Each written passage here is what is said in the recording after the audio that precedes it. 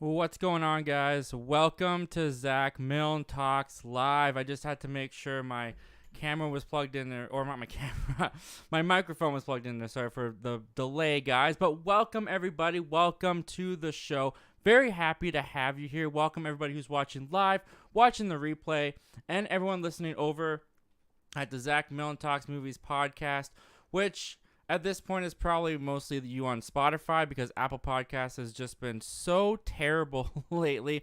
I'm behind on uploading episodes on there, but Spotify's working good. So the links to that are in the description below if you want to check that out, guys. If you don't have time to watch YouTube, you can always get the podcast. And also, guys, what was I going to say? I'm having a brain fart tonight. I'm sorry.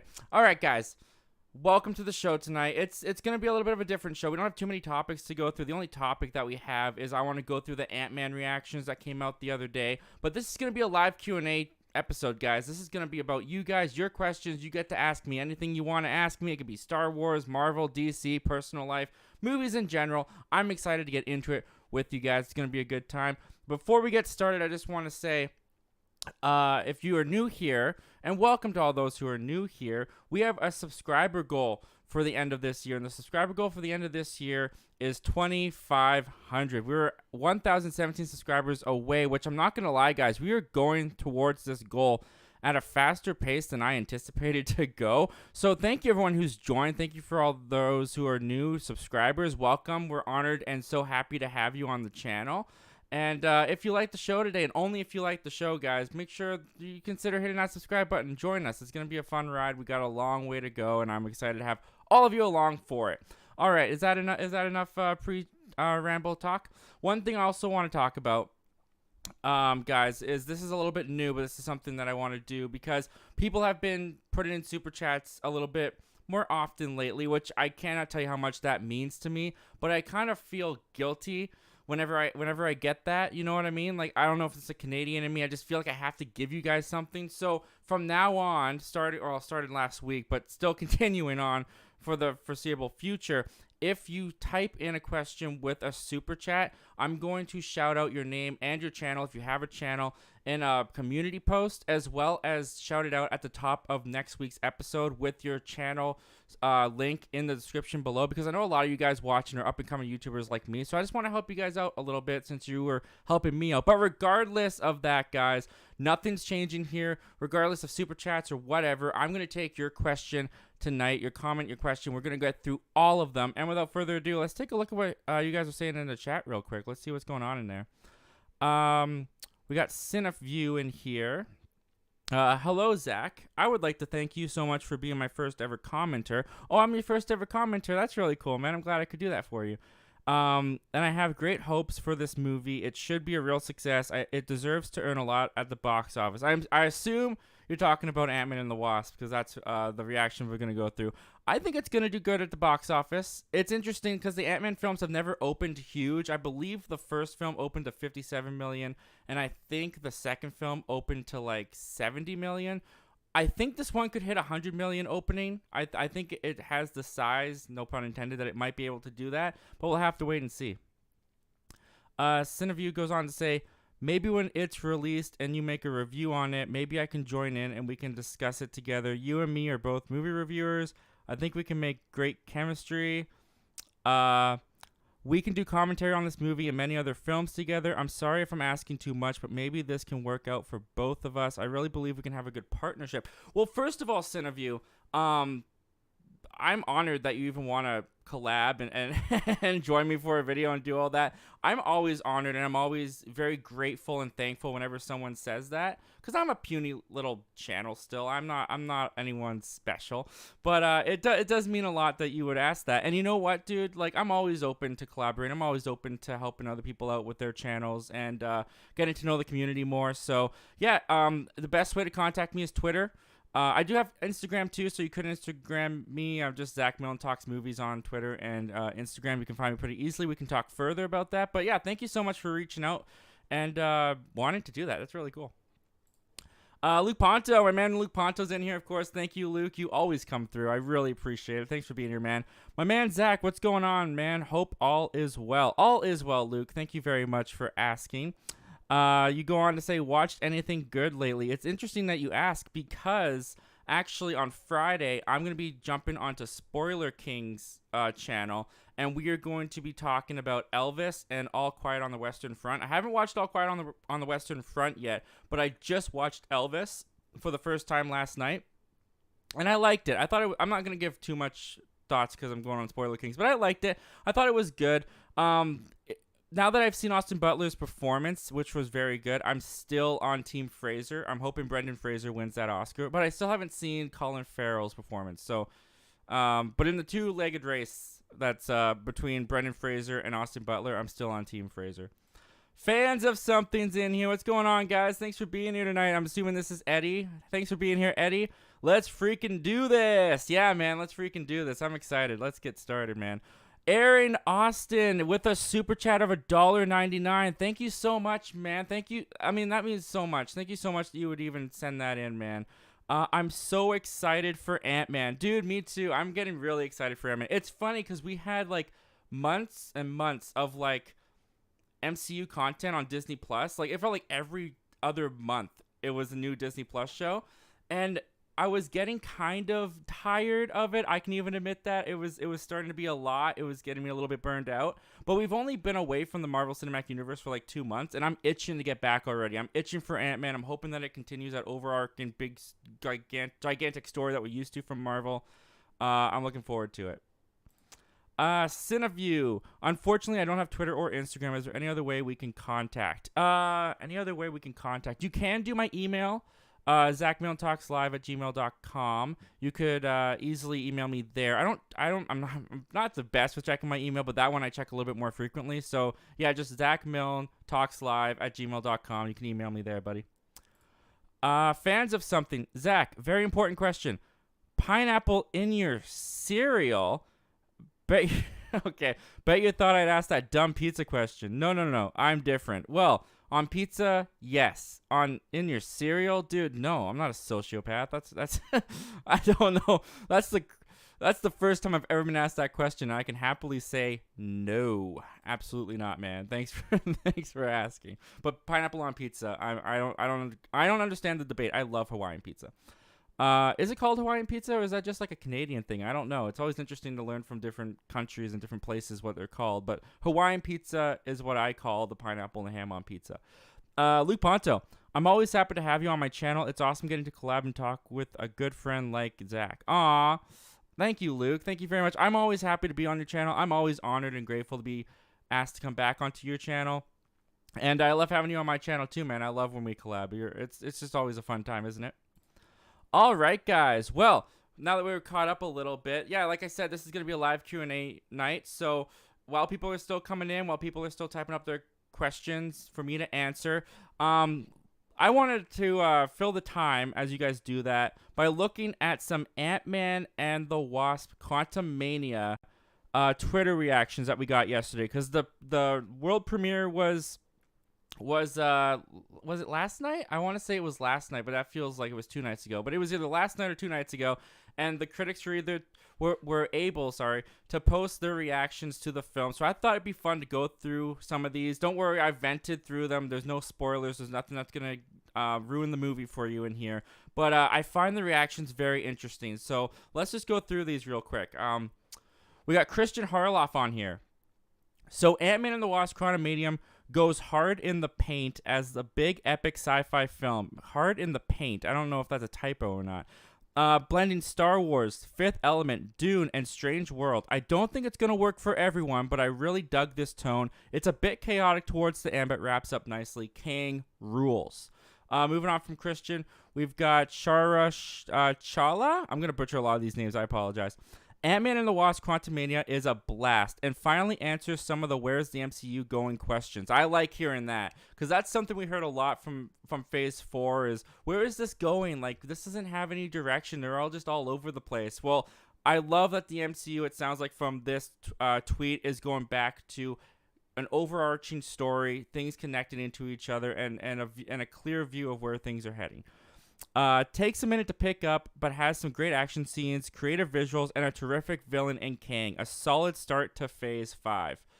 Couldn't ask for anything more. Rayon, go watch Andor, says Ant-Man and the Wasp Quantumania is a visual voyage. Kang steals every scene. The film is a course correction and expansion on what made the MCU special. That's interesting, a course correction. I don't know if the MCU needed a course correction, so to speak, but the script is smartly written, using family at its core and balancing the comedy well. Massive implications for the greater MCU. That all sounds fantastic.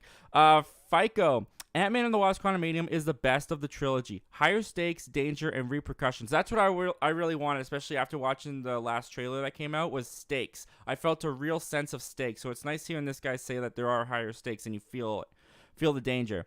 It also got one of the best MCU villains in Kang. As soon as Jonathan Majors comes in, it's his show. Kang is a scary, lean, mean multiverse big bad. He also 2 cool post-credit scenes. Joseph Declimeyer, Ant-Man and the Wasp is such a fun way to kick off Phase 5. Each Ant-Man film has been better than the last. I think I still prefer the first Ant-Man over Ant-Man and the Wasp, but that's his opinion. This is no exception. Can't wait to see more Kang and the ramifications of this film in the MCU. Next up, we have Emmanuel Gomez. Ant-Man and the Wasp Quantumania was well-balanced and fast-paced. I love the father-daughter moments in the movie. Jonathan Majors is a beast as Kang. With Black Panther, now Ant-Man and the Wasp, it feels like Marvel Studios is back on track. Excited to see it. And that's also one of the big things that keeps coming up in all of these tweets is Kang. Kang apparently is going to be awesome, which I'm very happy about, because the one thing that this movie had to do, in my opinion, it could do everything else wrong, and we'll get to some of the more mixed reactions in a minute. But what it needed to do was sell us on Kang. If this is going to be introduced to us as the next big baddie of the MCU following Thanos, he needed to come out strong, and every single one of these reactions makes it sound like he does. Moving on to Kenny at Disney+. Ant-Man and the Wasp Quantumania is a great start to the new phase with a more adult tone with the arrival of Kang the Conqueror, played extremely well by Jonathan Majors, who is stealing the show. Once again, another one, Kang steals the show. Visually stunning, non-stop action with a touch of Ant-Man comedy. Absolutely great. Emmanuel just saw Ant-Man and the Wasp Quantumania. It's so weird and visually felt like a new world. Jonathan Majors as Kang is the best part, period. Wish we got more Wasp. Yeah, we weren't seeing much Wasp in the trailer, so it doesn't sound like we're looking to get much of her in the movie from this tweet. Paul Rudd was hilarious, although other jokes were chuckles at best. Felt like just another Ant-Man. All right, that's fair. It is just another Ant-Man. Tyler Charles, Ant-Man and the Wasp Quantumania was a fun ride, a visual spectacle, and it's not afraid to get weird. Kang is fascinating, and Janet is also an MVP. Now that's interesting to hear. Janet is an MVP. Michelle Pfeiffer's Janet. She's never really been a big character in the Ant-Man film, so it's interesting hearing that she's an MVP in this one. Maybe she'll get more time to shine. The attempt at comedy doesn't always land, and it's not the most emotionally deep, but it sets up an epic story for the MCU going forward, which, again, that just gets me so excited to hear that we're getting another story set up, an overarching story to follow in the MCU across films.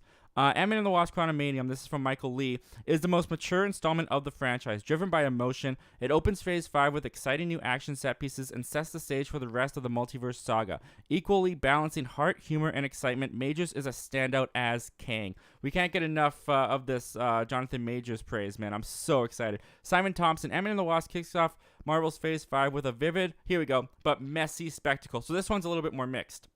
It never quite finds its footing and relies on style over substance. The quality never matches the confidence. Jonathan Majors' Kang is solid, but the overall film is sadly just okay. So that one's not too hyped on the film. It's a little bit more mixed than the rest that we've heard.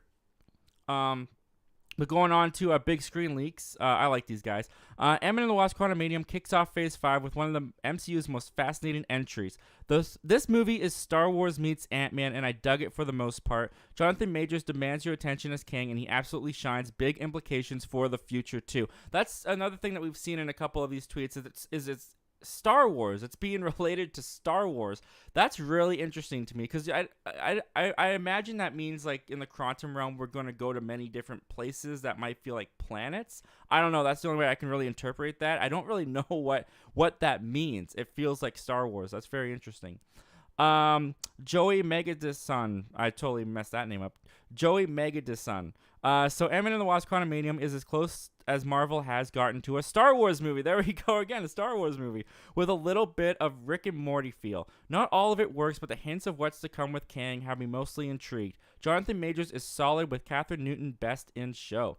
Matt Ramos. I know Soups is controversial, but let's just take his tweet as just another tweet, okay? Can we not blow up the chat about this guy? Because I found his tweet interesting.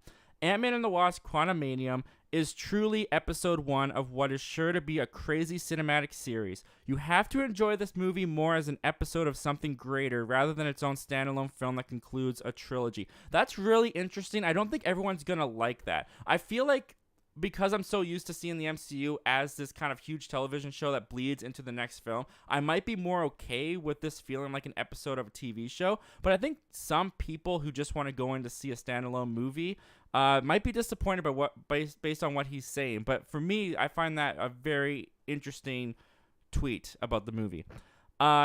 Daniel Babson. Ant-Man and the Wasp is a solid yet overly ambitious start to the next phase of the MCU. Jonathan Majors is an absolute force as Kang and the new king of the multiverse. The final battle is astonishing, but I really miss the comedic charm throughout. So that's the first kind of talk about the action, saying it's astonishing. And another one saying that the humor is a little bit lesser than the rest of the Ant-Man films in this one. Ant-Man and the Wasp: Quantumania from Matt Coit is a light and psychedelic space opera a la Marvel that starts Phase 5 on a mostly good note while keeping the spirit of the previous Ant-Man films. The introduction of Kang shifts the movie in full gear and doesn't disappoint thanks to Jonathan Majors. It kind of sounds like Jonathan Majors is what carries this movie, to be honest. Tessa Smith, Ant-Man and the Wasp: Quantumania is like Marvel meets Star Wars. I am here for it. Kang is absolutely terrifying. Our first mention of MODOK. MODOK brings all the ridiculous humor. Janet and Kang are perfect, heartwarming father-daughter story. 2 important end credit scenes. That's our first mention of MODOK. I'm very interested to see how MODOK's going to play in this movie because he could come across as incredibly goofy and incredibly out of place. Anthony, the movie podcast. Ant-Man and the Wasp: Quantumania should have sparked Phase 5 with a bang, but it misses the mark. So here we go. This is a little bit more of a negative one. The story is plagued with filler, while sufficient and lacks depth. However, Majors does give an outstanding performance as the cunning and ruthless Kang. I wish it had left an impression. So this one I feel kind of relates back to what Matt Ramos was saying about this feeling like an episode 1 rather than a standalone movie. Based on this tweet, I feel like that's what this guy was feeling, and it wasn't working for him. So I found that really interesting. But once again, even this negative review, Kang is being praised off the wall. Fat Thor says, just got out of Ant-Man and the Wasp: Quantumania, and y'all, Phase 5 is here, and it's not holding back. Absolute roller coaster from start to finish. Kang is here, and nothing will ever be the same. Nora Dominic. Jonathan Majors is a force in Ant-Man and the Wasp: Quantumania. He's compelling, chilling, and already given a top-notch performance. I love the complexity he brings to Kang with literally a single look. The MCU really won with this casting. Richard, we only got just a couple more here, guys. Ant-Man and the Wasp: Quantumania takes big swings, hits on most but not all, captivating visuals which elevate a fun story, but some stakes were lacking. Kang is here. What an incredible performance from Jonathan Majors. Overall, a solid start to Phase 5. So a little bit more mixed, but mostly coming out on the positive there. Mark Passis says, Ant-Man and the Wasp: Quantumania is a lot of movie for 2 hours. It sets up the future of the MCU with Kang while trying to tell a story about Janet and the quantum realm and a father-daughter story, but some are more successful than others, but it's still a hell of a lot of fun. Marvel Tesseract. Ant-Man and the Wasp: Quantumania starts Phase 5 with a bang. This is guys saying the opposite of what the other guy was saying. Playing like a Star Wars-esque epic space opera, Jonathan Majors is truly haunting as Kang, on course to be a scarier threat than Thanos, and has all the makings of an iconic thematic villain. Whoo, that is some big words. That's some mighty, that's a lot. That's bold. We'll have to wait and see. Jordy Publit. Ant-Man and the Wasp: Quantumania wasn't the most entertaining MCU movie I've seen. Disappointed that this is how we're entering Phase 5, but narratively, it does mark the beginning of a multiverse narrative that can literally go anywhere. By the way, one mid and one post-credit. So he was a little bit disappointed with, or it sounds like he was quite disappointed with it. Wasn't as on board, but still praising that it's going somewhere. Hunter Bolding, like Guardians of the Galaxy before, Ant-Man and the Wasp: Quantumania takes the weird side of Marvel, cranks it up, and makes it accessible for anyone to enjoy. Kang is terrifying, Scott is heroic. It's awesome. And we'll just go to this last one here. Warren Thompson from The Cosmic Wonder. Ant-Man and the Wasp: Quantumania was awesome. Visually, it was insane, and I'm not showing it. Visually, it was insane, and the story is great. But Kang, Jonathan Majors stole the show for me. The best Ant-Man film yet for me. An exciting ride for Marvel films, and the post-credit scene will make you jump out of your seat. Well, isn't that enough to get you excited? I don't know what else would be, guys. So yeah, basically, we're hearing off the board, Kang is amazing, which, as I said before, that's what they needed to hit. If there's anything they needed to hit in this movie, it was introducing us to Kang and getting us on board with him as the villain. Sounds like they're doing that. Lots of Star Wars references. Lots of people saying it's weird, psychedelic, kind of all over the place. Apparently some narrative doesn't work for all people. But overall, guys, I'm very satisfied with these reactions. They're maybe a little bit more mixed than I would want them to be, but you can't please everybody with movies. And a lot of these were positive. I'm super excited for Ant-Man and the Wasp: Quantumania. What do you guys think of these reactions? Does it heighten your excitement for Ant-Man and the Wasp: Quantumania, or does it lessen your excitement? Comment down below. Let me know all your thoughts and opinions, guys. And without further ado, let's go on to the live Q&A. Let's take your comments and questions. Let's see where we left off. We left off with Luke Ponto. Here we go. Luke Ponto. I just bought Wakanda Forever on 4K earlier today, and I'm planning on watching it again tomorrow. Dude, that's awesome. I watched a little bit of it on Disney Plus. It dropped on Disney Plus, and I still really like that movie. I didn't watch all of it, but I watched like the first half an hour, and it still worked so well for me. I think it's still very emotional, and it impacts. I haven't bought it yet, though. I got to pick that one up. Lisbeth. Hey, Zach, how's it going? Hey, Lisbeth. Well, thank you for being here. Thank you for joining us tonight. I'm doing pretty good. Just having a nice chill night with you guys, taking your comments and questions, just having a nice conversation. And I'm very excited to have you guys here. I'm very happy to have you guys here. So thank you for joining me. Luke Ponto. I'm seeing Ant-Man compared with Strange World is questionable to me. Strange World was not good at all. It was so boring. Yeah, that was only one of the tweets, though. I think that was Christian Harloff that said it was comparable to Strange World, which is a very recent movie, so that's interesting that he would compare it to that. I can't speak to that. I didn't see Strange World. It looked boring from the trailers. It looked generic to me, and it sounded like it turned out to be generic, so I never got around to seeing that, but maybe one day I'll watch it on Disney Plus or something.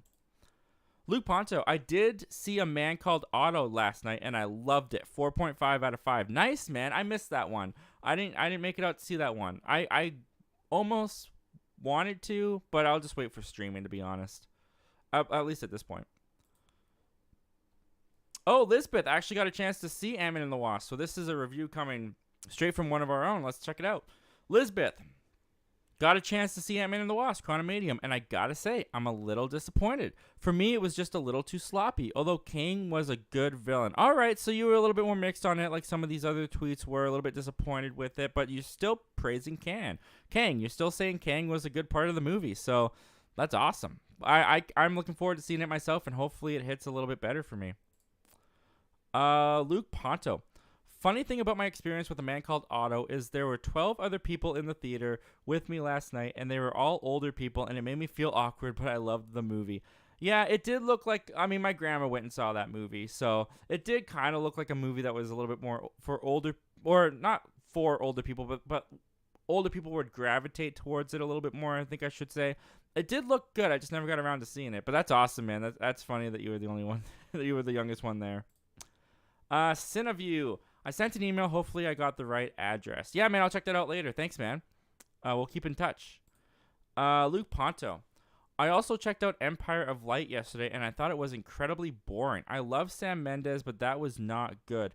Empire of Light. Oh, yeah, I remember when that was coming out. I forgot all about that. That's unfortunate, man. I'm sorry to hear that it wasn't very good, that it was kind of boring. The Anime Artist. Well, thank you for joining us tonight, Anime Artist. Thank you for being here. Yo, hi. Hi. Hi? Hello. Hello? Hi. Sorry, yeah. Luke Ponto. What are some of your favorite John Hughes movies? John Hughes. definitely. I hope I'm getting the name right here. I think I am. Definitely The Breakfast Club is a big one, and Planes, Trains, and Automobiles. I think I'm getting these right. Let me just double check this here. John Hughes movies. All right. Let's see if there's some stuff here. All right. Baby's Day Out was ridiculous. Home Alone is definitely up there. I love Home Alone. Home Alone. Christmas Vacation. Home Alone 2. Flubber's okay. I love Planes, Trains, and Automobiles. So Planes, Trains, and Automobiles might be up. Oh, Ferris Bueller's Day Off. I love Ferris Bueller's Day Off. I'm gonna go with The Breakfast Club, Ferris Bueller's Day Off, and Home Alone. I'm going to go with that as my top 3 favorite John Hughes movies. And I feel pretty confident in saying that. Let's just jump down here. Cineview. I judge movies based on the trailers. The trailer for Quantumania is very promising, and the music was amazing. I'm looking forward to Ant-Man. Yeah, the first trailer for Ant-Man in particular, that played, what's his name? Elton John's Yellow Brick Road. That worked so well for the movie. I thought it sounded just great with the visuals that were going on. It really set the tone. And, the rest of the trailers for Quantumania have kind of looked all the same. They haven't really shown too many different sides of that movie. But I'm looking forward to it. I'm looking forward to seeing what they do with it. The Anime Artist. Have you seen the entire Marvel Cinematic Universe in timeline order without watching any movies in between?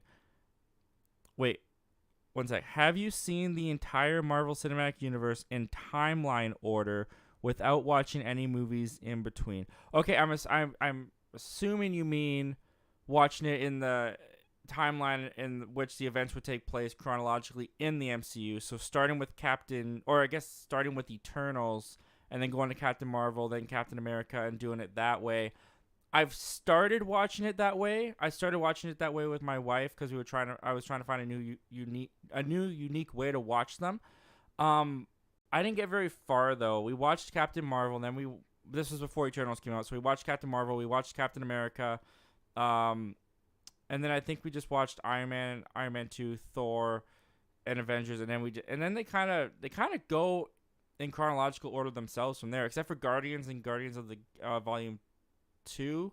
I believe they're back to back, but there was movies in between. And after Civil War, I believe there's Spider-Man. Oh no, Black Panther comes first, and it's like Spider-Man, then Doctor Strange. I've attempted it. Let's just say that I've attempted it. I don't think I've done it all the way through. Luke Ponto. I wanted to see Plane when it came out, but I have to wait till streaming because my theater didn't get it. I think my theater got Plane. I can't remember. I think it's still Plane. I just never... That weekend I was busy and I never got around to seeing that one. I heard it was decent. I heard it was like a throwback to like 90s action movies, which sometimes that's a good thing. Sometimes that's not a great thing. But I'll check it out one day for sure. Cineview. I just saw 80 for Brady. It was an amazing film with a spectacular ending, and it hits me home since I'm a huge Patriots fan. The NE guys, I'm not sports. I don't know jack about sports. I'm not a sports guy. I know Brady's football, so that I know this is football. But the NE Patriots is that a specific? I don't know what that abbreviation means. The NE Patriots may not be participating in the upcoming Super Bowl. Well, I'm sorry that your team won't be participating in Super Bowls, man. Yeah, I watch the trailers that come out of the Super Bowl. That's about it. I'm not a sports guy. Even in Canada here, it's like it's hard to throw a stone at someone that doesn't like hockey. But if you hit me with that stone, you win the jackpot because I don't watch hockey. I don't play hockey. I don't keep up with hockey. I don't care about hockey, which living in Canada can be tricky sometimes because I can feel alone in my disinterest in hockey because that's a Canadian thing. That's what we're known for mostly, that and politeness, which the politeness I'm pretty sure I have down. Luke Ponto, what about Uncle Buck? Well, I'll let you in on a little secret, Luke. I've never seen Uncle Buck. Sorry. Sorry, don't shoot me. I hear it's good. John Candy, Macaulay Culkin. I want to see it. There's been many opportunities where I had the chance to see it. I just never did. And I don't have an excuse for that, unfortunately. It's just who I am. I just didn't see it. Elizabeth, I saw a horror movie called Karen, and wow, was that the worst thing I ever watched. I think I saw the trailer for that, but I thought it was a joke. Was that an actual movie? I'm pretty sure it was like an old lady or something. I'm pretty sure I saw the trailer for that. That wasn't a real movie, was it? Oh my word. And you watched that? Wow, you're a brave soul. I wouldn't sit down and watch that. I don't think I could do it. Cineview. But the KC Chiefs have a former Patriot named Joe Thunney. Therefore, I'm rooting for them to win, and I'm very excited to see Rihanna's halftime performance. Nice, man. I hope you enjoy all of that. I don't know what half those words mean. Like the KC Chiefs. Yeah. But Rihanna, I know that word. Rihanna, she'll probably put on a great show. That's awesome. Lisbeth. I got tickets to see Titanic with my mom on Valentine's. That's awesome. Yeah, they're re-releasing Titanic. I don't know if my theater is going to take the re-released movie. They usually don't. Whenever there's re-releases going on, I never really see my theater having them. I would like to see Titanic on the big screen. I watched Titanic for the first time like 2 years ago, 3 years ago. Yeah, it was probably like 3 or 4 years ago at this point now. During the holidays, I went to my grandparents, and my grandpa had it recorded on his TV. So I sat down and he showed me it for the first time, and like with commercials and all, like the Stone Ages, like sitting through the commercials, and it was very nostalgic. It was a very nostalgic way to watch a movie, and I really enjoyed it. I thought it was phenomenal. What James Cameron did with Titanic was insane. Luke Ponto, I've seen 5 movies in theaters this year now. Nice, man. I've seen 3. I want to say I reviewed 3. I saw Megan. I saw The Whale. I saw Knock at the Cabin. There was one other one I saw. I saw Missing. I loved Missing. Yeah, those are the only ones I saw, and the only one I didn't review was Whale because it was from last year, so I figured, what's the point? But yeah, so you're one ahead of me. And I'm sure you'll get much further as the time goes on. Opportunist Global. Well, thank you for joining us tonight, Opportunist Global. Glad to have you here. When's the next Marvel show coming, if you know? The next one is Secret Invasion. I don't know if they've released a release date for that. Have they released a release date for that? Secret Invasion release dates. I want to say March. It just says it will debut sometime in the spring of 2023. So they haven't released an official release date yet, and I'm pretty sure that's the next one that we're getting. So we'll have to wait and see. But yeah, thanks for writing that in, man. Luke Ponto, I saw Puss in Boots: The Last Wish, second viewing. Missing, Megan, Knock at the Cabin, and A Man Called Otto in theaters. Nice. Yeah, I saw Puss in Boots at my parents' place. So, what you gonna do? I should have seen it in a theater, but I didn't. It was cheaper to see it in my parents' place. But that's awesome, man. Yeah, the only one of those I haven't seen is A Man Called Otto. So, Cineview. NE means New England. Oh, okay. Then so it's the New England Patriots. New England Patriots. Is that what it said?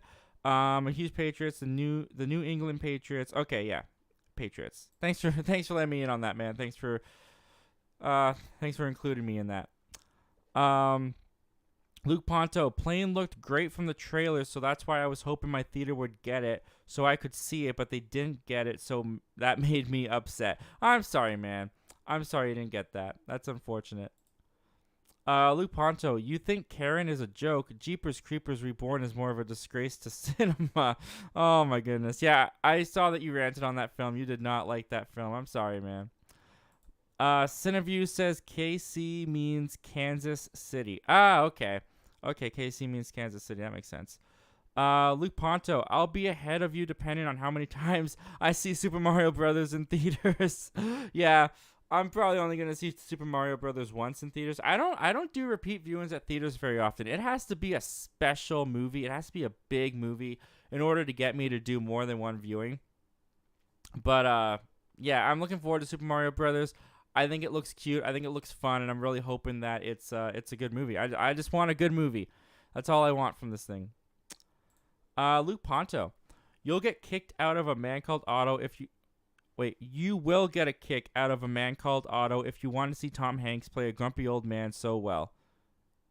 Why am I not understanding what this is saying? Oh, you will get a kick out of a man called Otto if you want to see Tom Hanks play a grumpy old man so well. Okay, yeah, I see what you're saying there. You know what? In Elvis, and this is something that I didn't really see too many people talking about. Maybe they were and I missed it. I don't know. I really liked Tom Hanks in Elvis. I thought he was unrecognizable at times as the sleazy manager man. I thought he was great. I really enjoyed his performance, and yeah, I don't know why I didn't see too many people talk. I guess Austin Butler does kind of overshadow him, but I really liked him. I thought he was great. Lisbeth, I found a great sitcom 1 week ago. Everybody Hates Chris is hilarious, although it can get a little bit of dark humor sometimes. Yeah, Everybody Hates Chris. I remember when that was on. I've mentioned this before, but I'll say it again. We didn't have Nickelodeon in Canada. We had other stations that took the shows from Disney Channel and Nickelodeon and aired them on those stations. And the station I had was called YTV. So I remember YTV would play SpongeBob and Fairly Odd Parents from 3 o'clock to 5 o'clock. And then it was Drake and Josh, iCarly, Victorious when that stuff came out. And then at around 7 or 8, it would switch to shows like Malcolm in the Middle or Everybody Hates Chris. And my parents did not let me watch those shows. It was they I don't know, thought it was too mature or not appropriate for me at the time. So I know the theme song to Everybody Hates Chris because I would watch it up until that point just to get a little bit rebellious, but I would always get nervous that my parents were going to walk into the room, so I never. Same with Malcolm in the Middle. When Malcolm in the Middle came on, I loved their theme song because it was just, as a kid, it was just you're not the boss of me now. You're just a kid, yeah, this is awesome.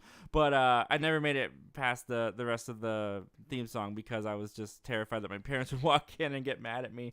So I've never seen Everybody Hates Chris, but I've heard the theme song many, many times. Hello there, hey, hi, says, what did you think of Knock at the Cabin? I feel it was a hit and miss for me. I have a review up, actually, coincidentally, about Knock at the Cabin, and it was a miss for me as well. I'm not going to go into, my full-on thoughts, because, like I said, I have a review. I felt like it had things going for it, but I just it kind of let me down in the end, and I lean more to not liking it than liking it. Let's just say that for now. But you can check out my review to get the full thoughts. Ravi and Sarana, a strong duo. Well, welcome, Ravi and Sarana, a strong duo. Thank you so much for being here. Hi, well, hello to you back. It's nice to have you. Fans of something. Zach, if someone made a biopic of you, who the heck is playing Zach Milne? Assuming you aren't available to do so. So I'm passed away. This is after my death, and they're showing my life of watching movies and watching TV shows and doing YouTube, and not a very exciting movie so far. That's a good question. Who would I want to play me in a movie? Who have I gotten lookalike comments about? I've gotten Seth Rogen a little bit. I've been told I have a Seth Rogen type look. I don't know. Some people say that, so maybe Seth Rogen. I guess it would have to be some. You know what? I want Timothée Chalamet to play me. I want the best of the best to play me. I'm taking Timothée Chalamet. He can put on glasses. He can make his hair look nerdy, right? I think he can pull it off. I'm picking Timothée Chalamet. It's my movie. Screw it. Jared Runner. Well, welcome, Jared Runner. Thanks for being here. Hey there, Zach. Hey there, Jared. I almost said thanks for having me here, but thank you for being here. And you know what? Yeah, thank you for having me here I'm just going to look around as if I'm there in your house. Thank you for inviting me into your room. It's nice of you to do so. Thank you so much. Luke Ponto. I don't understand the hate towards Tom Hanks' performance in Elvis. Wait, it's getting hate? I didn't know it was getting hate. I liked it. I mean, was it a little bit over the top? little cartoony at times, maybe, but I thought the makeup for it worked. He kind of looked like the Penguin. I could see Tom Hanks from Elvis playing the Penguin. I'm just going to address these really quick. Elizabeth is saying, sorry, Zach, got to go to bed, got to wake up and head to work at 4. Had fun. Me too, Elizabeth. Thank you so much for being here tonight, and have a good night. And a good day tomorrow. Cineview, same here. Good night. I hope to see you soon. Yeah, man, have a good night, and we'll keep in touch. Luke Ponto, these are the exact words my dad said to me after walking out of Knock at the Cabin. That was messed up. I mean, your dad's not wrong. It was messed up. There was some dark stuff that happened in that movie. So yeah, smart man. Luke Ponto, Megan, I thought was a lot of fun. Yeah, I mean, I didn't hate Megan. I gave it a weak recommend, I believe, which I stand by. Everything with Megan I thought was fun. When she was being the killer doll and she was going all crazy and killing people. I didn't mind that it was PG-13. I know a lot of people were like complaining because it wasn't R-rated and you didn't see the violence. I thought that worked fine, especially being PG-13. When it happened off screen, when you didn't fully see what happened, I was fine with that. It kind of left more horror to the imagination. Everything else surrounding the story, the relationship between the aunt and the niece, I thought was kind of weak. I didn't think the people said it was funny when I was going into it. They said it was more of a comedy than a horror. I didn't think it was that funny. But like it was a fine movie. A week recommended. I stand by it. Fans of something. Any complete movie collection video coming up? I did my last Blu-ray collection video. When did I do that? August. I did that in August last year. So I like to wait a year. I like to do the annuals, you know. It just gives the collection more time to build, which I have actually bought quite a few new stuff and gotten a few new Blu-rays. So it will look different by the time I do it again. Yeah, you're probably looking at August again to do it, because that way I'll have a year and it'll be different enough to feel fresh enough, you know. But I do have collection videos if you want to check them out. I believe I have one except for 2021. I don't think I did one in 2021, but I believe I have 19, 20, and 22. Luke Ponto. My dad thought Knock at the Cabin would be a solid scary movie, but that's not exactly what it is. Yeah, I guess not really. And that's how it was marketed, though. Is they definitely marketed. I didn't think of it being a scary movie, a horror movie, even though that's kind of what the trailers kind of alluded to.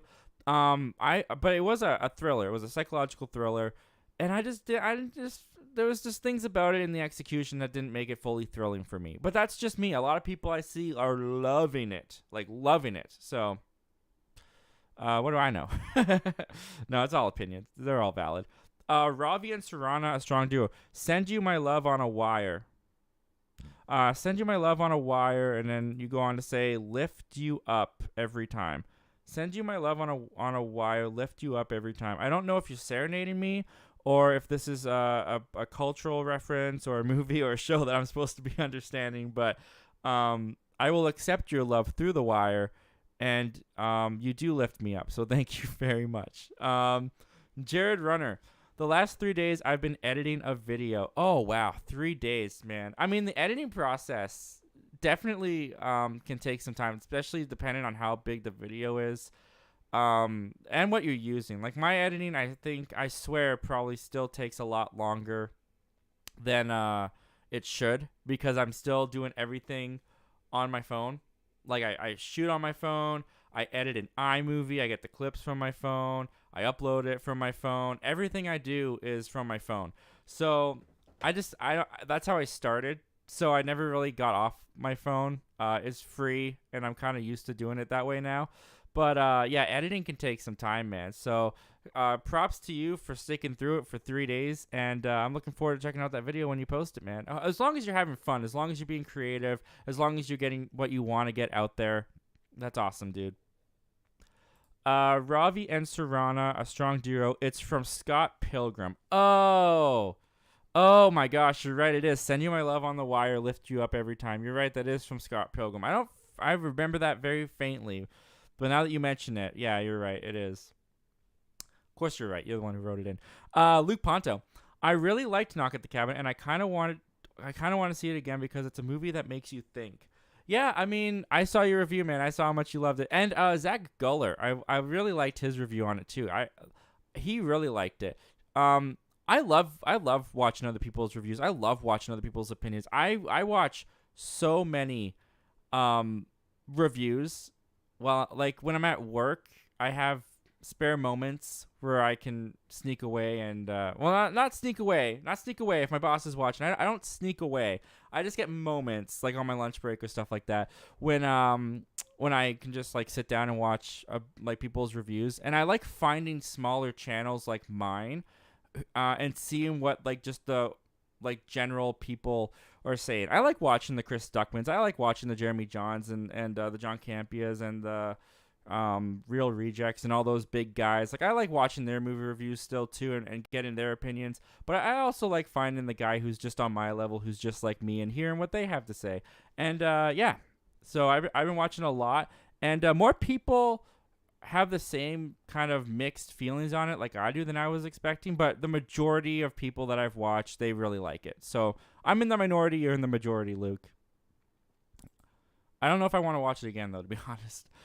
Jared Runner, I use InShot to edit. Oh, that's cool. I've never heard of InShot. I mean, I kind of looked into what was it? Adobe or something like that. I think it was Adobe. But at the time when I was looking into it, it was like buy it for $80 and then install it. And I didn't have a computer, I didn't have a PC, I didn't really have anything to use, so I just kind of forgot about it.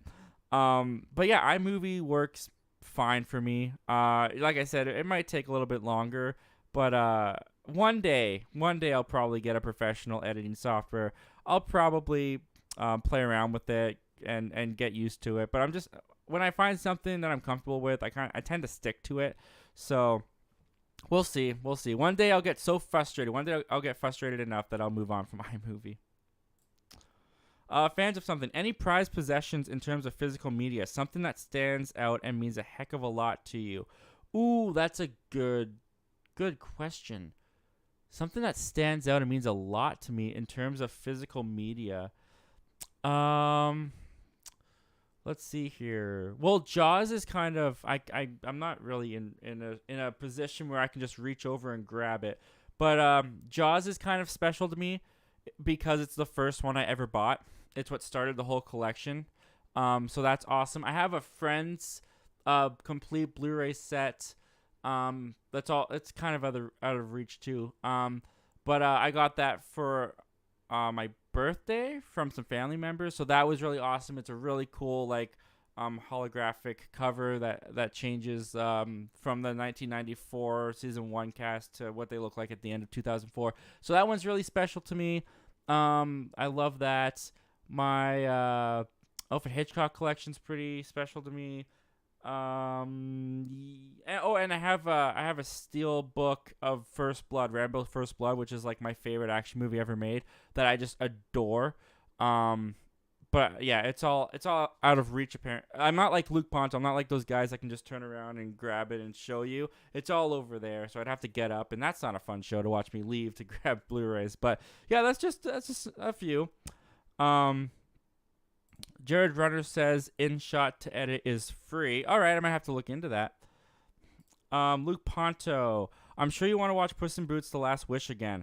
I do want to watch Puss in Boots: The Last Wish again. I will be buying that Blu-ray eventually. I will be watching that again whenever I get a moment. Which, I mean, whenever you mention Puss in Boots: The Last Wish, I just get a smile on my face. That movie was so delightful. It was so fun. I do want to watch that again, but yeah, I'll have to wait a little bit. Jason Entertainment. Well, welcome, Jason Entertainment. Thank you for being here tonight, man. I use Filmora. It's pretty good. Filmora. I feel like I looked into that. I feel like I've been on that before because that sounds very familiar. There was one editing software or whatever it was that I looked into about 2 years ago that I was like really close to using that also cost money. So maybe this is the wrong one. Maybe it's not Filmora. But it had a watermark in the corner. And there's nothing like if you have watermarks on your videos from the editing, like that's that's really not a big deal. Like, that doesn't matter. But I personally didn't want that. I didn't want the watermark. So I just kind of backed away from it. Jason Entertainment. Hi, by the way, Zach. Glad to see you're live. Well, thanks for being here, man. I'm glad to see you in the chat. I'm glad to see you joining us live.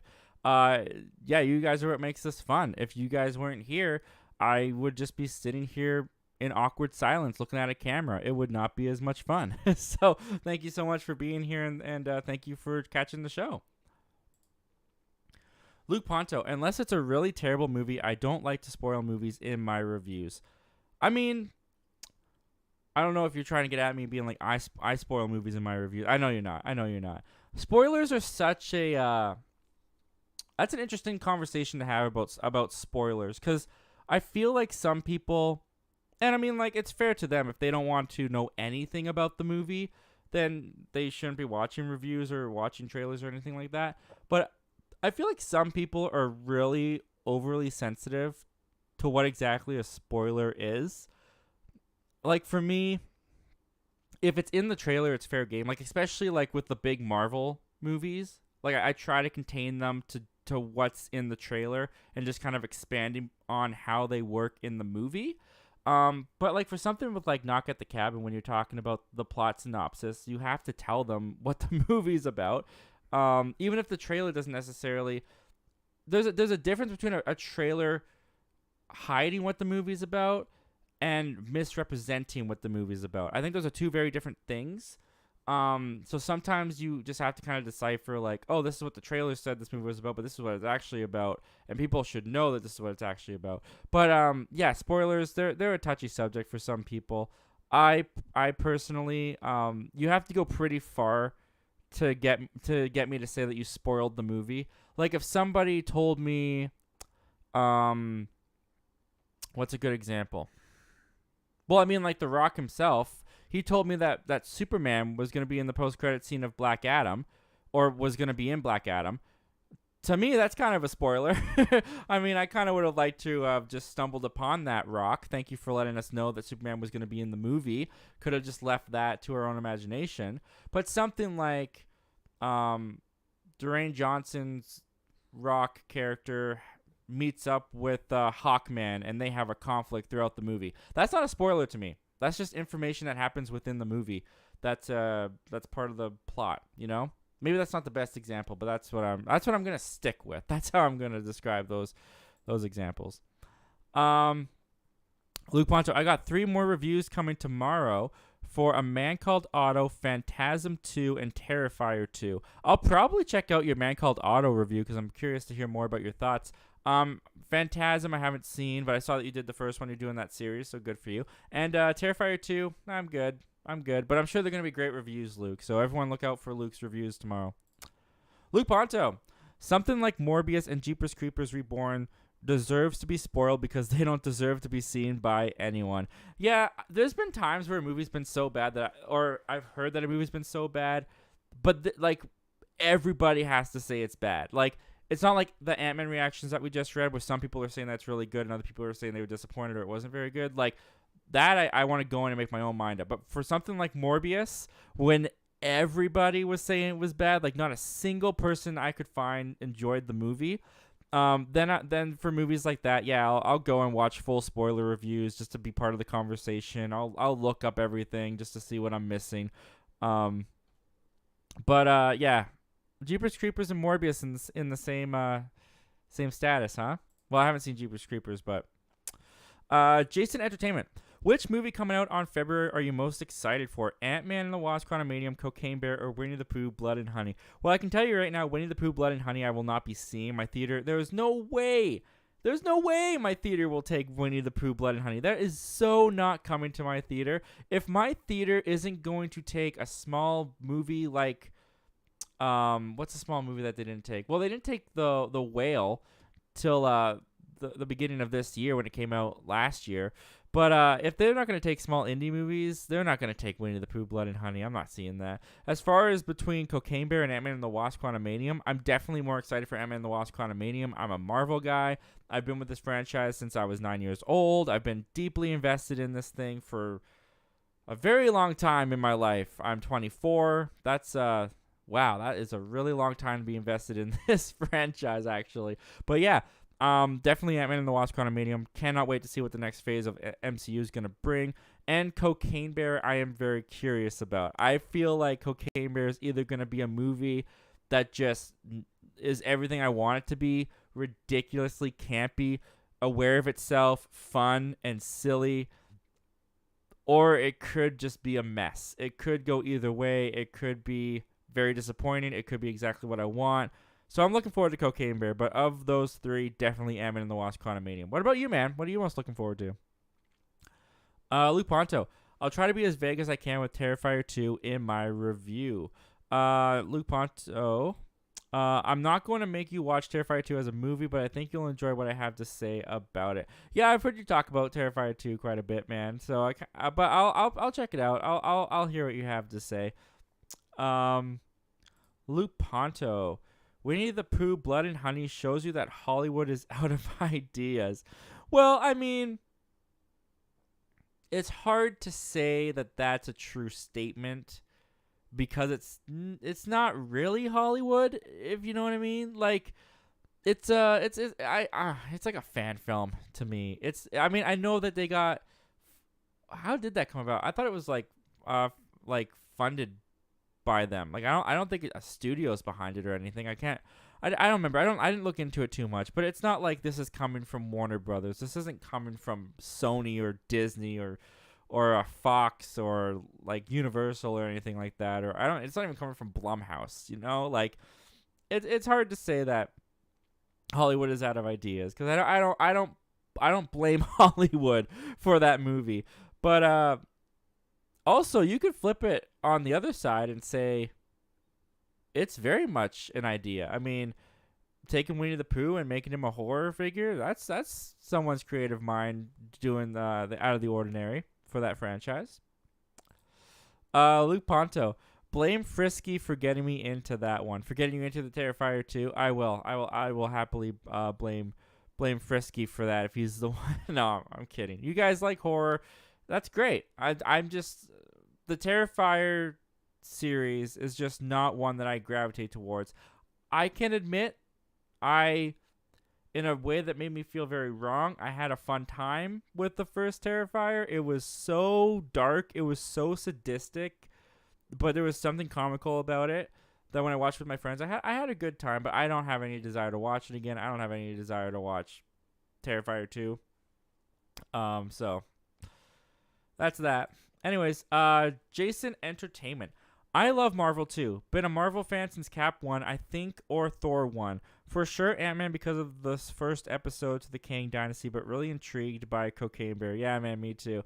Yeah, no, I can still remember the day my dad, I came home from school, and he was like, got us tickets to Iron Man. And I was like, what is Iron Man? I didn't know what that was. And we went and saw the movie. I don't know if it was opening weekend or not, but I remember going to see the movie 2008. And I was just kind of blown away by it. I was just like instantly taken with it, to the point that I wanted to get everything Iron Man I could get. And I think it's Black Sabbath. I could be wrong, but I think it's Black Sabbath.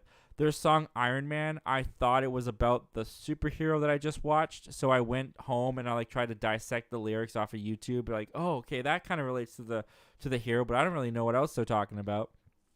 And then I remember I missed Incredible Hulk in theaters, but then my dad took me to Iron Man 2, and I remember at the end of Iron Man 2 in the post-credit scene when they show Thor's hammer, I just remember my dad getting really excited.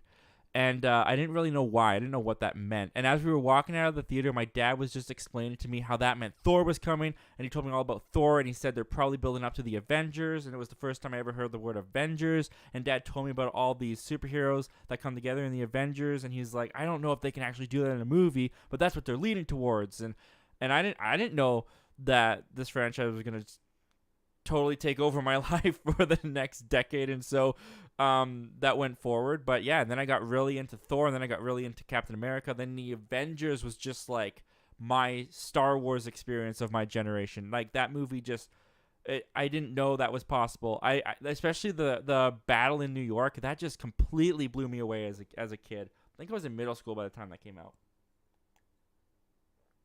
And yeah, I've just continued with the franchise ever since. Jason Entertainment. I feel like Cocaine Bear and Winnie are either really silly but fun or just terrible, but it's a nice bet, I will say. Yeah, I think you have more of a chance of Cocaine Bear. I don't know. I might say something really weird here. I think you have more of a chance of Cocaine Bear turning out more disappointing than Winnie the Pooh. Because I feel like Winnie the Pooh, you know what you're going in. You know it's not high budget. You know it's a fan film. You know it's just it's gonna be some throwaway slasher film. But it's probably gonna be like, because it's low budget, it's probably gonna be humorous in and of itself. Whereas with Cocaine Bear, that's an actual studio movie directed by Elizabeth Banks, who's a big actress and upcoming director, I guess you could say. That if that's more poorly done than Winnie the Pooh, I feel like you're gonna have less fun with Cocaine Bear than you're gonna have with Winnie the Pooh. I don't know. That's just I think that's a possibility. That's just what I'm thinking. Luke Ponto, I do like the idea of Winnie the Pooh being a horror character, but from the trailers of Blood and Honey, it looks like they don't have the budget. Oh yeah, no, just a guy in a Winnie the Pooh mask. Are you kidding me? I thought the mean one was more impressive because they actually had the makeup and they actually had him look like the Grinch, and they could actually pull that off as looking like a Grinch character. A guy in a Winnie the Pooh mask, that's just lame. That's so. Imagine if they did that for Christopher Robin. Imagine if it was just some guy in a Winnie the Pooh mask the whole movie. That actually would be kind of funny. Ewan McGregor carrying around a guy in a Winnie the Pooh mask. Anyways, that's a different topic. Moving on. Luke Ponto, Black Sabbath is the band that did the Iron Man theme or the Iron theme song. Okay, so it was Black Sabbath. I don't know rock bands. I'm not. Music is not my thing. Don't ask me about music. I don't know anything about it. Luke Ponto, if you come up with interesting ideas like the Grinch and Winnie the Pooh becoming horror characters, you gotta have the budget to make it. I mean, they tried their best. I'm just surprised how far-reaching it's been. Like how they're getting it in like theaters, and they're actually having people pay to go watch this thing. Like it's not just dropping on YouTube. It's not just dropping on their small YouTube channel. People are actually going to pay them to watch this in a theater on a theater screen, and theaters actually they actually distributed it. Like they're actually accepting it and playing it in theaters. I mean, granted, it's not a lot of theaters, but still, that's good for them. Like no matter what you think of the movie or what you think of what they're doing with the movie or how it turned out, they went out with this idea. They wrote it, they shot it, they filmed it, and they got it into people's eyes, which is the ultimate goal and dream of every aspiring filmmaker out there. So, yeah, good for them. Like honestly. I'm probably never gonna watch the movie, but that's really cool actually. Jason Entertainment. Anyways, I don't think something can be as bad and beat Velma show, so my hopes are there. Velma. Yeah, I couldn't do Velma. I couldn't do it. I gave it a chance. I grew up with Scooby-Doo. Love Scooby-Doo, especially as a kid. The old 60s show, What's New Scooby-Doo, was my Scooby-Doo. I like to say I would watch the old show, but What's New Scooby-Doo was like awesome. What's New Scooby-Doo, like the theme song and everything, just loved What's New Scooby-Doo. Gave Velma a chance. I don't know, a minute into it, some cockroaches came out. They did the deed, which was like, okay, that's comedy, I guess. And then there was a scene with a bunch of girls showering, and they were, I don't know, I was just like, okay, I get from these two images that I just watched in the first minute of what the show is going to be, and the show is just not for me. So I turned it off. I didn't get past the first minute of Velma, and I have no desire to go back to it. I'm not finishing that show. Luke Bonto, David Howard Thornton played as Art the Clown in Terrifier, and he had the smile for the Grinch, and the makeup does look convincing. Yeah, that guy is kind of becoming like an iconic horror figure for the little indie horror films, or the little like fan funded horror films, which is pretty cool. I mean, he's making a legacy for himself. I'm sure it's not long before he ends up in like big high budget horror films from Hollywood. Yeah, so good for him. I'd actually like to learn more about that guy. I'd like to know how he got started and like where he came from, and I'm sure you've probably got some information about that, Luke. Yeah, I gotta look that up for myself. Luke Ponto, I didn't even bother with Velma. I heard it was horrible, so I didn't even try. Yeah, I mean, look, I've only seen the first minute. My sense of humor, we've established sometimes, Luke, is very, very different from your sense of humor.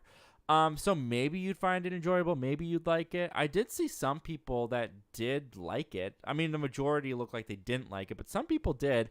But personally, I can't give it a recommend. I'm not giving it a recommend. I've only seen a minute of it, so I'm not gonna like fully review it or anything because I can't. But yeah, I wouldn't recommend it based on the 1 minute I saw. Jason Entertainment. Me too. I gave it a chance. I tried 4 episodes, but it's just a no. This is just not the Scooby characters I know. Wow, man. You gave it 4 episodes? That's a lot more than I gave it. That's a lot more than I was willing to give it. I was only willing to give it that first episode. If the first episode didn't hook me, I wasn't going to continue. That's kind of how I am with TV shows. If the first episode, well, I usually give it the first 2. If the first episode, because the first episode's like the pilot, they're still trying to figure out what the show is. They're finding their footing sometimes. You do get first episodes that are like straight off the bat, they know what the show is. Boom, they're just running till the finish line, till their last episode. It's good from the start, good to the end. But for the most part, some shows they have trouble finding their footing in the first episode. So I usually give it the first 2 just to see where it's going, see if it's something that I'd like, and if I'm not into it by like the second episode, I stop watching. But 4 episodes to give it a try. That's very generous of you. Luke Ponto. My sense of humor depends on what comedy makes me laugh the most. Yeah, I mean, me too, man. Me too. Deadpool. Well, thank you for joining us tonight, Deadpool. Gotta say, I really like your movies, and I'm really looking forward to seeing you team up with Wolverine. Thank you for taking time out of your busy schedule to join us on the show tonight. Do you like Puss in Boots 2? No, dude, I don't. I love Puss in Boots 2. I love Puss in Boots: The Last Wish. I had such a good time with that. I mean, I've talked about it for a couple shows now, just my love for Puss in Boots. I thought it was so creative. It was so charming. It was so delightful. It was so much fun. It really rejuvenized the Shrek franchise. I thought it was way more entertaining than the first Puss in Boots movie. I thought it did more for the Puss in Boots character than the first Puss in Boots movie. I loved the villains. I loved the twist it did on the fairy tale characters once again. The Goldilocks and the Three Bears was excellent. The other villains that they had, the wolf in that, I'm not going to give it away. I like what they did with him. I thought it was really, really profound for the type of movie that Puss in Boots: The Last Wish could have been. They went way more with it and deeper with it than I think anyone else would have, any other studio would have. So I give them praise for that. I really loved it. It was great. Luke Ponto. Movies like Sex Drive, It's a Mad, Mad World, and Superbad to me were laugh-a-minute movies. Superbad's pretty funny. I've seen Superbad. I've seen It's a Mad, Mad World like really long time ago, but like I need to refresh myself on it. I think the last time I watched it, I was like 10, and it was on TV, so I need to refresh myself on that one. But yeah, Superbad to me was pretty funny. A little bit too far with the sexual humor for me at times, but overall, I really enjoyed watching Superbad. And oh my goodness, I will go back on YouTube and I will watch the McLovin clip. Like every couple months, I find myself going back and looking up that McLovin clip. Just the anger that Jonah Hill brings out of that scene when they're going with the kid and the fake ID and his name's McLovin and what's the other guy's name? I can't remember. You guys will put it down in the chat, I'm sure. But the skinny guy's name, I can't remember what his name is. He was also Scott Pilgrim, but I can't remember his name. Like just the way they play that whole scene, it just makes me laugh so hard. Yeah, I love that scene, and I'll go back and watch it every once in a while. Jason Entertainment. Honestly, if this show was named, I don't know, Rebecca, I think it would have been a bit different. They gave a trauma to Velma, and it was a bit interesting, but then they trash everything, and poor Fred. Yeah, I've seen some people saying... Oh, thank you, Luke Ponto. Sorry, one sec, Jason Entertainment. Luke Ponto says Michael Cera. Thank you, Luke Ponto. That was driving me insane. Yes, Michael Cera. I love the way they play that scene. So they gave a trauma to Velma, and it was a bit interesting, but then they trash everything in poor Fred. Yeah, I've seen some people saying that like they kind of just, I don't know. I don't know. I don't. It was all politically based with Fred. Apparently, I don't want to get into that too much. But hey, I haven't seen it myself, so I can't really speak too much to it. But um, yeah, the whole thing where you said if the show was named Rebecca, it might have been a bit different. I kind of relate to that because I feel the same way about Solo, a Star Wars movie. Like, if that wasn't Han Solo, if that was just a new character, if that was just anybody else, I probably would actually like the movie a lot more. But because it was Han Solo, I just didn't get on board with it as much. Jared Runner, glad I didn't wear the brown pants. That's great because Deadpool's in here. Lance Jackson. Well, thank you for joining us, Lance. Thanks for being here tonight, man. Happy to have you. Lance Jackson. Hey, Zach. I love the Friends hoodie. I'm watching the complete series, and Joey is my favorite character. I want to go. I want to go. That will always be funny. Oh, my goodness. I know it. I want to go. Okay, so that's like season 5. You're on like season 5 right now. Or at least you're referring to something in season 5. I think it's season 5 or 6. Yeah, the Friends hoodie. I've got so much Friends stuff. Friends is my favorite sitcom, my favorite show of all time. I just love the show. Joey's a really good example, actually, to what I was saying before with the show that like starts off not really knowing its footing. If you watch the first episode of Friends, which even I can admit now is starting to get a little bit dated. The whole first season is it feels very 90s.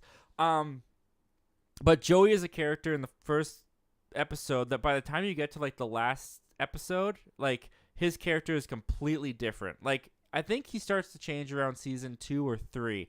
He becomes more consistent, but in the first episode, completely different than how he turns out to be. But that's awesome, man. I'm glad you're watching the series. I'm glad you're enjoying it. And yeah, I can talk about Friends anytime, any place. So if you have any more things to say about Friends, definitely type it in. Luke Ponto. Sex Drive goes far with raunchy humor, so it's definitely not your cup of tea. But for me, it's gut-busting hilarious. Well, I'm glad it is, man. I'm glad it is for you, man. Luke Ponto. I love raunch and slapstick humor, but some movies take it too far. I love slapstick humor, for sure.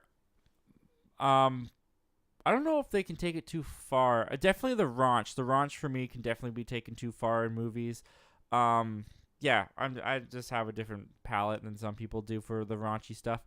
But slapstick humor can usually get me pretty well.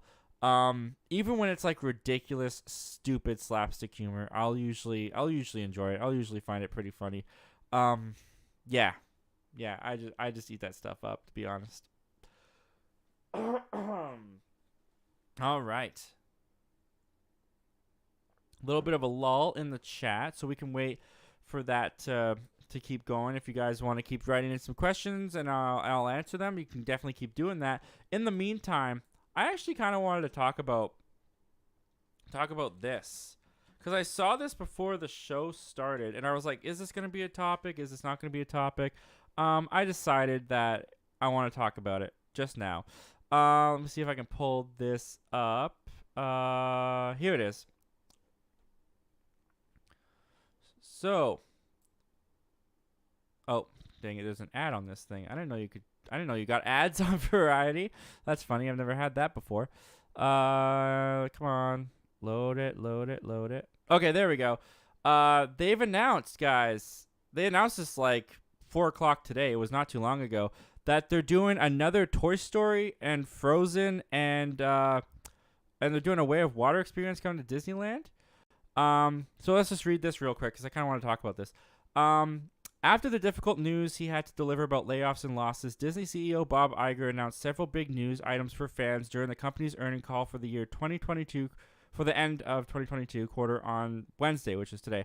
For animated film lovers, Iger announced that 2 new sequels to massive franchises, Toy Story and Frozen, were in development, and a sequel to the animated comedy Zootopia was also announced.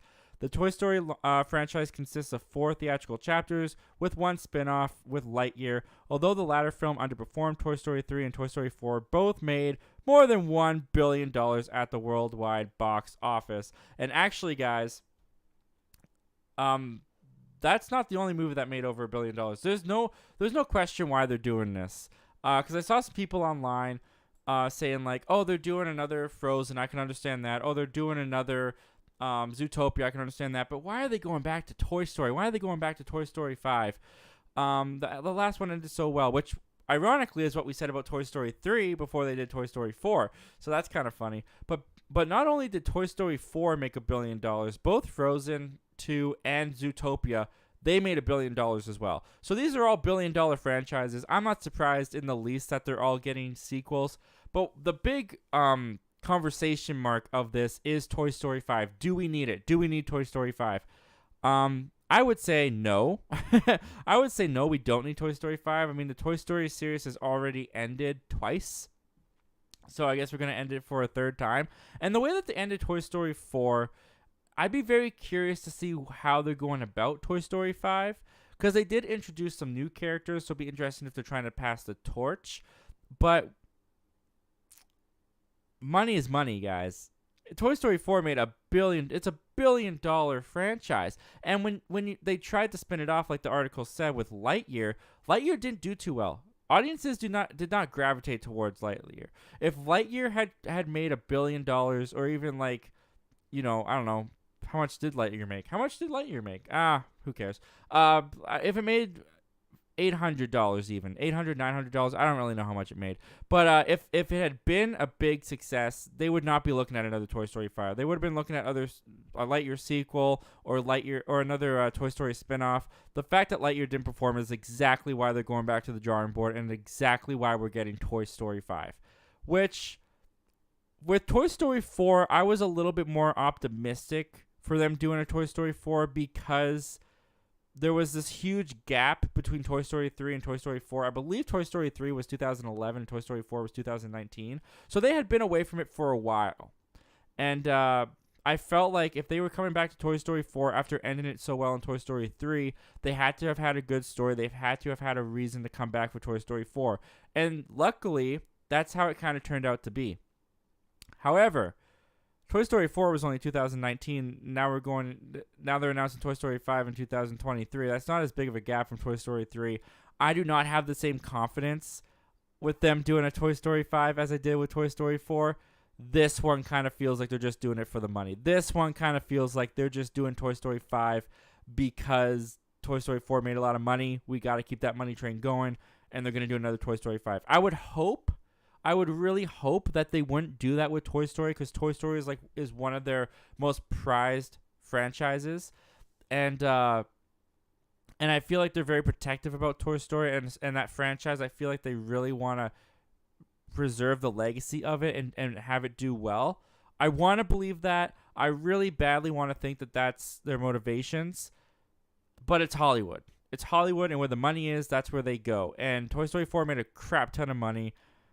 I don't know, guys. What do you guys think of this? What do you guys think of there being a Toy Story 5? Frozen 3 makes sense to me. I mean, Frozen 2 kind of expanded the world, totally left it open for more adventures to be in that world. Zootopia, I've been waiting for a Zootopia sequel a little bit. I really liked the first Zootopia. I was actually kind of surprised that Zootopia's made $1 billion. That movie just kind of felt like it flew under some people's radar. But I really enjoyed Zootopia, so I'm looking forward to that sequel. But Toy Story 5, a little hesitant on. Let me know your thoughts, guys. And we got some more questions in here, so let's keep going. All right, Luke Ponto, I have some more recommendations for you. You have Rudderless, Judgment Night, Copycat, Man on Fire, She Said, and Out of Time. I know I recommend a lot of movies, but that's what I like to do. Yeah, man, you're good at recommending the movies, dude. Right now I gotta watch All Quiet on the Western Front. As I mentioned, guys, on Spoiler King's YouTube channel, I'm gonna be over there on Friday, 7 p.m. Pacific time and 9 o'clock Central time. We're going to be talking about Elvis, and we're going to be talking about All Quiet on the Western Front. So join us. Should be a fun time. Go check out Spoiler Kings. But yeah, once I finish with that movie, I'll have to get on some of these recommendations, Luke. Thank you for putting them in. Thank you for putting these on my radar, man. I really appreciate it. Jason Entertainment, Lightyear was a failure. It only did $226.4 million. Oof, 226 million. That's low. That's pretty low, especially for probably what they were expecting from that movie. And that movie was probably really expensive. I mean, the animation on that, especially in the first act, was gorgeous. It looked phenomenal. That probably stung then. That's lower than I thought it made. Yikes. Jared Runner, yet another unnecessary and cash grab Toy Story sequel. Now, see, that's the thing is I didn't think that Toy Story 4 ended up being a cash grab sequel. I didn't think any of the Toy Story. I mean, all of them were there to make money. Obviously, that's the first and foremost priority from the studio from any movie. But like Toy Story 2, I think is a very natural continuation from the first one and felt like it had a story and characters to introduce. Felt like it had something to say. Same with Toy Story 3. It felt like it had a purpose of being made and it had something to say and had a great way to end the franchise. And then Toy Story 4 could have been that cash grab. I didn't feel like it ended up being that cash grab. I felt like they also, once again, had a story to tell and something to say about these characters. And I thought it turned out really well. But Toy Story 5 has me, it doesn't feel the same. Like when they announced Toy Story 4, it felt different to me. This doesn't feel that way. This feels like we need to pump this out. We need to get money. We need to make another $1 billion. Make another Toy Story. That's how this feels to me, and I don't like that feeling. I hope that's not the case, man. Jason Entertainment. No, they should leave the main franchise of Toy Story. Toy Story 3 was about moving on. Toy Story 4 teaches us how to move on, and I think the story is more than done. Yeah, I completely agree. Toy Story 3 was such a perfect ending. I felt like Toy Story 4 worked really well as like an epilogue of like we wrapped up the entire franchise in 3, but we wrapped up Woody's journey in 4. And when you watch the first Toy Story, which deals with Woody's fear of being replaced and being abandoned and forgotten by Andy and not having a kid to service to be played with, to when you get to the end of Toy Story 4 where Woody kind of accepts almost a retirement kind of life and accepts that his job is over and he is allowed to move on and do his own thing and pursue his own passions and dreams. There's a really nice character arc from the first Toy Story to the fourth Toy Story for Woody and all of the characters that I thought worked really well. And even though I was worried about Toy Story 4, I thought it also worked as a pretty good ending. Not as good as 3, but still a pretty good ending. I don't know what they're going to do with Toy Story 5. It makes me really nervous. Jared Runner, Toy Story 3 is a perfect ending to end the franchise. I agree. I liked Toy Story 3's ending a lot. Luke Ponto, have you seen the movie Spotlight? It's pretty similar to She Said in regards to the subject matter. I've never brought myself to watch it. I hear it's a tough tough watch. It's quite old now, isn't it? That movie's like 2014, 2015 at this point. Yeah, I've heard of it. I've thought of watching it. I just never got around to it. But I still want to watch it. Jason Entertainment. I feel like Shrek 5 will have more to say than Toy Story 5, but I hope I'll be wrong because, like you said, they are very protective of the main Toy Story franchise. Crossing fingers. Yeah, you and me both, man. Crossing fingers. Yeah, Shrek 5. There's a little bit of, I don't want to say discussions going on, but I think we're getting a Shrek 5. I think Shrek 5 is close to being inevitable at this time. I feel like so many of the stars of Shrek have expressed wanting to come back, have expressed their interest in wanting to do another one. With Puss in Boots: The Last Wish, without giving anything away, there were a couple nuggets of the Shrek franchise in there that it kind of felt like they were kind of trying to revamp the universe a bit. I'd be down for a Shrek 5, man. I really like Shrek. It's kind of funny how much Shrek is blown up in the pulp culture zeitgeist. Because, like, I remember watching Shrek when I was a kid, and I remember talking about it with my friends in, like, kindergarten. And I remember, like, All-Star being played in middle school a lot. But it wasn't till, like, high school, like, end of high school, I think, where it just kind of became, like, Shrek mania. Like, all of a sudden, everyone was just, like, remembering how fond they were of Shrek. And Shrek just kind of blew up again. And I think it's the perfect time to strike with a Shrek 5, to be honest. I think the iron has never been hotter when it comes to doing another Shrek movie. I think they would be kind of foolish if they didn't do another one. Lou Ponto. Copycat is an interesting serial killer movie. It's about a guy who's copying some of the world's most notorious serial killers, and 2 women have to stop him or they're next. That sounds awesome. I think I've heard of that. I think I've read that synopsis before. I might have scrolled past Copycat on Netflix or something. That sounds really awesome. I do like those kind of movies. Those kind of movies I get into. My wife will not be able to do that movie. She cannot handle that kind of movie. She doesn't like that kind of stuff. But if I get a night to myself, I might pop that on. I might have to check that out. Thanks for putting that on my radar, Luke. Luke Ponto, the death montage in Puss in Boots: The Last Wish is hilarious. Yeah, that was really good. That was probably the first big laugh I got in the movie. I will admit I got a little bit nervous when The Last Wish started and Puss in Boots was singing. I was like, oh boy, what kind of movie is this gonna be? But then the song got really catchy and I really enjoyed it. And yeah, once the montage came on and that the humor really started to kick in there for me, and I really got on board with it. Luke Ponto, also shocking at the same time.